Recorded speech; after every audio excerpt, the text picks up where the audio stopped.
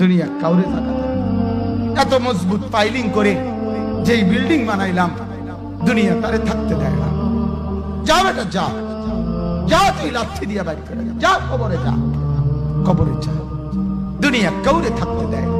দুনিয়া কত ক্ষমতা ধরকে মাটির নিচে ফেলায় দিছে, দুনিয়া কত সম্পদ আলাকে মাটির নিচে ফেলে দিছে, দুনিয়া কত সুন্দরী নারীকে মাটির নিচে ফেলায় দিছে, মাটির সাথে রেজা রেজা করে ফেলছে।